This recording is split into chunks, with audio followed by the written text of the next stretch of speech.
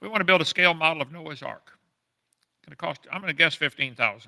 When we dug out the lakes to get the lake deep fishing holes, with that long reach excavator in here, left some big piles behind. I was looking at those piles. I said, wait a minute, look at that. The one on the right is bigger than the one on the left. That looks just like the mountains of Ararat. Greater Ararat and lesser Ararat. That's where Noah's Ark landed. I said, let's build Noah's Ark in between them. That leaves us with a choice. Build just what's there now. We'll show more on that later, which is just a ring of, or build like it when it first landed, before it fell apart and, decayed.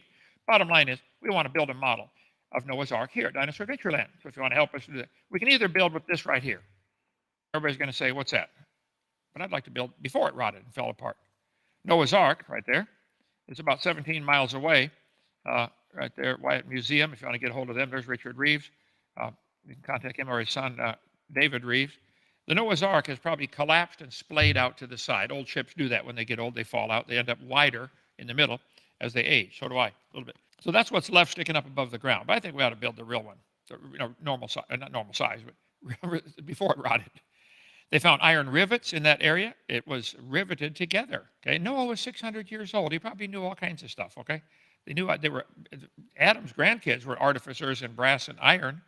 They knew about ironworks. Okay, it's three layers of wood glued together with some kind of stuff like a giant plywood, 4-inch thick plywood. There's a piece of it right there. Ron has some in the museum, the Wyatt Archaeological Museum. Information about Noah's Ark. Do we sell that book? This one on the screen. The boat-shaped object on Doomsday Mountain. Write that down and see if you can locate that. We used to sell that in Pensacola. A great book with all the pictures and stuff about this finding of Noah's Ark. Okay, at the bottom of the Ark, apparently it had because they found a big circle of rocks like this. And I think Ron White was right. That was a ballast at the bottom of the boat.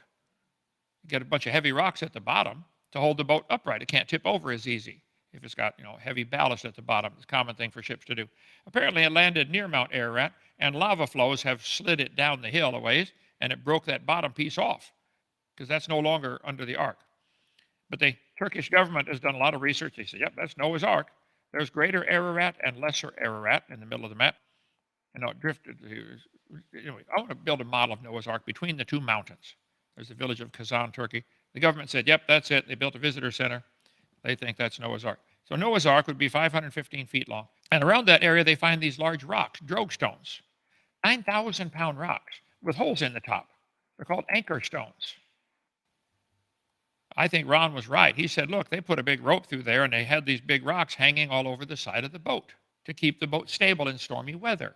Oh, duh. And I'm stupid, okay? But I'd like to build a little model of that. I'd like to build it with moon pool, okay?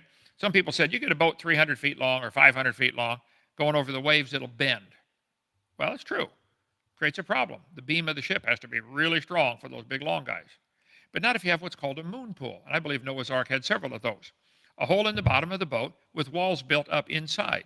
When you go over the wave comes up inside the boat.